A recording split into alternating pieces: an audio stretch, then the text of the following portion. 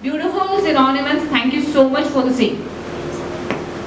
So by the end of this particular session, what are you going to gain? You will be identifying the cues, how the anger is being developed in the body, right? You'll associate various elements that's going to trigger anger, how anger is being triggered, and you will find solution to control anger. So towards the end of this session, you will be able to, these are the outcomes that you are going to find, that will be the learning that you will be doing after the end of the session. So as Charles Spenberg, he's a psychologist.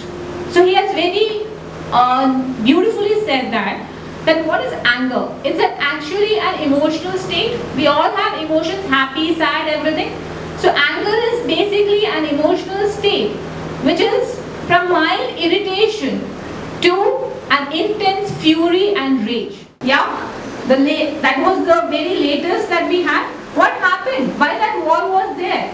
It was what? Anger from Russia towards Ukraine, just because they didn't want Ukraine to get into NATO. Yeah. So that's all. It's all basically anger. Things could have been handled much better, but what was the outcome? Outcome was bloodshed.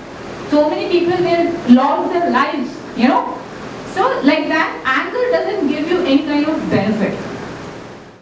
Teachers facing a lot of violences, So today, from the CBSE board itself, it has said that we need to make our schools an anger-free zone. Because the anger is on the spurt of students. It's just on the nose, they can just blow any time, right? So, anger, as I said, is a very normal feeling that we all experience. And it's a strong displeasure that we have for someone or for something. It is a basic human experience. Do you want me to slow down a little? Slightly slow. Slightly slow. Okay. It can be injustice, injustice happened, right? And anger varies from person to person, situation to situation.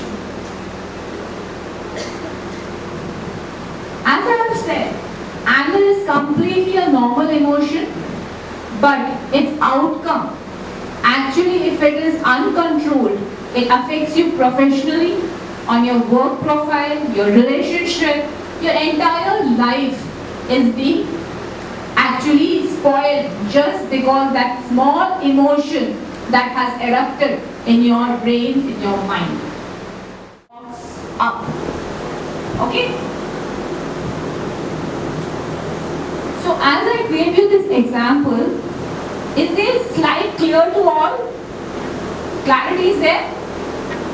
So as I told you the example, can you see it's an external factor that had happened? Some expressions that happened, some external factor led to the argument. Okay?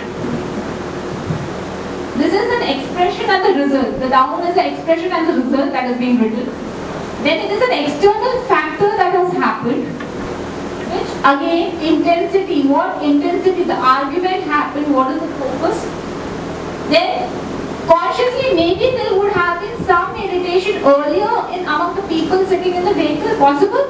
Something subconsciously, something had affected earlier, maybe they have not spoken about it and they feel, acha, is bande ne kiya, now so I am going to just finish it off. Right? And you are not ready to accept that this person has done the mistake. We all do errors. Pressure builds up, it goes up and you blow out like a volcano.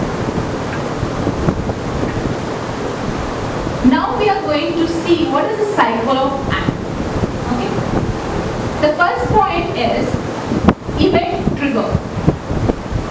All of you tell generally what happens. You have marriages and all or parties. Yeah? Sometimes you go into a party and what happens is your friends couldn't, they said hello and just moved out. The person who is hosting the party make her look awkward at a certain place, try to argue so that you can show that she is wrong somewhere or he is wrong somewhere. This happens. So this is how the anger funnels up slowly. So it's basically the event that triggers, then it comes the negative thought, and with your emotional response, your physical response, and your behavioral response. All of them married? Most of them. Most of them. So most of you have children at home? Yeah? So I'll ask you, when a baby is small, when the baby cries, say a age group of 1 or 2, what happens when the baby is crying? Do you get annoyed on the baby? No. Why? Because you're trying to identify the problem. You're trying to understand why the child is crying. Is the child sleepy? Is the child hungry? Right? So that is where you have to use the same method when you are growing up, when you are handling your students.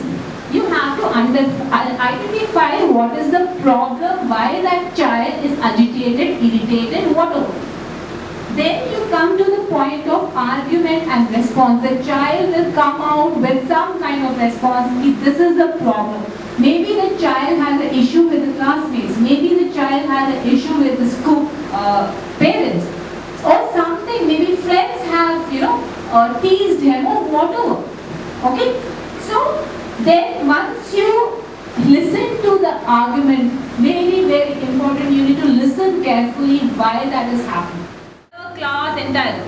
So now the person who was facing the issue and the people who were involved in the issue should be called, and then without them knowing, you should have understood what was the scenario. You are taking the situation to a corner, you are not publicizing the situation.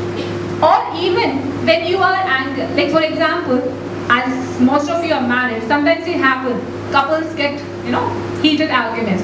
What do we try to do? We don't fight in front of our children, right? We take the issue there and then we keep quiet. We take the issue in the corner and we discuss, right? So any issue that will help us to keep the relationship going. Check your voice and volume. So what happens? As team D was showing, there was an argument, the raise of voice was happening. So one person increased the voice, so the other person, and then you have abusive language also being used. So that is what's happening. That is again infuriating what? Anger, conflict, spoiling the relationship. So keep a watch of your voice and the volume. Stop speaking, listen. If one person is angry, for example, your child is annoyed, throwing tantrums. Now if you also become annoyed on the child or your student, what is going to happen? You're not listening what the child or the student is doing, what is trying to tell you, right? So you have to keep quiet. Let that balloon get bursted. Let that anger get settled down. Let that person come to a normal temperature. Because right now he or she is in a range.